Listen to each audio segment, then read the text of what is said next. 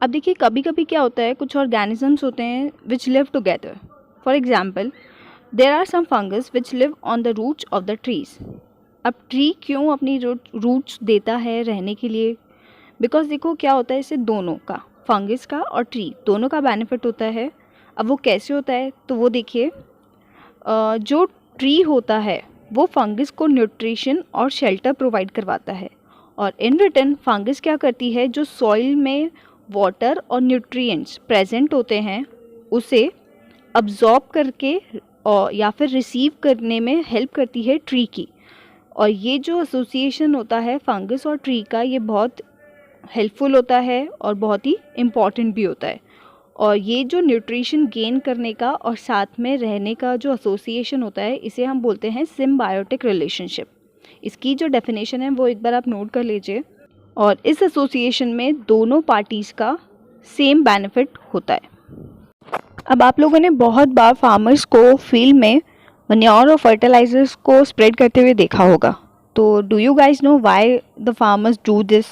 अब देखिए, आप लोगों ने पढ़ा है कि जो प्लांट्स होते हैं वो सॉइल से न्यूट्रिएंट्स गेन करते हैं और ग्रो करते हैं. बट होता क्या है, जब धीरे धीरे आप एक ही फील्ड पे बार बार क्रॉप्स को ग्रो करते हो तो जो न्यूट्रिशन होते हैं उसका कंटेंट जो होता है वो धीरे धीरे डिक्लाइन होने लग जाता है. उसे ही मेंटेन करने के लिए जो फार्मर्स होते हैं वो मन्योर और फर्टिलाइज़र्स का यूज़ करते हैं, क्योंकि जो मन्योर्स एंड फर्टिलाइज़र्स होते हैं उसमें बहुत ज़्यादा अमाउंट में पोटेशियम, नाइट्रोजन, ये सारी चीज़ें होती हैं which are very helpful to grow the crops. अब देखिए, जो क्रॉप्स होती है उन्हें बहुत सारे नाइट्रोजन की रिक्वायरमेंट होती है टू मेक प्रोटीन्स. यानी कि जो जो भी प्लांट्स होते हैं जो प्रोटीन में बहुत ज़्यादा रिच होते हैं, उन प्लांट्स को ज़्यादा नाइट्रोजन की रिक्वायरमेंट होती है.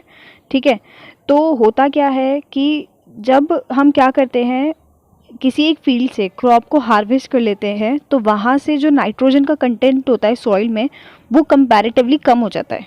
अब देखिए, वैसे तो एनवायरनमेंट में 78% अमाउंट में क्या है, नाइट्रोजन है, as you all know. But जो नाइट्रोजन एनवायरनमेंट में अवेलेबल होती है वो गैशियस फॉर्म में होती है, यानी कि वो गैसेस में होती है. और जो प्लांट होता है वो जैसे कार्बन डाइऑक्साइड को गैशियस फॉर्म में यूज़ कर लेता है, वैसे वो नाइट्रोजन को नहीं कर पाता है. और नाइट्रोजन को यूज़ करने के लिए उसे सॉल्यूबल नाइट्रोजन चाहिए होती है. तो उसके लिए एक बैक्टीरिया होता है जिसका नाम होता है राइजोबियम, वो सॉइल में प्रेजेंट होता है. तो वो जो बैक्टीरिया होता है वो क्या करता है, जो भी एनवायरनमेंट में गैशियस फॉर्म में नाइट्रोजन प्रेजेंट है उसे सॉल्यूबल फॉर्म में कन्वर्ट कर देता है और प्लांट्स उससे क्या कर लेते हैं, यूज़ कर लेते हैं. और ये जो राइजोबियम होता है ये अपना फूड खुद से प्रिपेयर नहीं कर सकता. तो ये क्या करता है, कुछ प्लांट्स होते हैं जिनकी रूट्स पे सर्वाइव करता है. और वो कौन से प्लांट्स होते हैं, देखिए मैं आपको बता देती हूँ. वो प्लांट्स होते हैं जैसे कि ग्राम हो गया, पीस हो गया, लेग्यूमिनस प्लांट्स होते हैं बहुत सारे, उन प्लांट्स की रूट्स पर ये सर्वाइव करता है. तो देखिए यहाँ पर दोनों ही पार्टीज़ का बेनिफिट हो रहा है, क्योंकि जो राइजोबियम है वो गैशियस नाइट्रोजन को कन्वर्ट कर रहा है सॉल्यूबल नाइट्रोजन में, जो हेल्पफुल है किसके लिए, प्लांट्स के लिए. अगेन जो राइजोबियम है उसे कौन हेल्प कर रहा है, उसे फूड और शेल्टर प्रोवाइड करते हैं कौन, plants. So this is the another example of symbiotic relationship, जिसमें दोनों पार्टीज़ एक दूसरे को कुछ ना कुछ देती हैं और एक दूसरे से कुछ ना कुछ गेन करती हैं. सो यहाँ पे स्टूडेंट्स आपका चैप्टर फिनिश होता है और इस चैप्टर में हमने काफ़ी कुछ सीखा.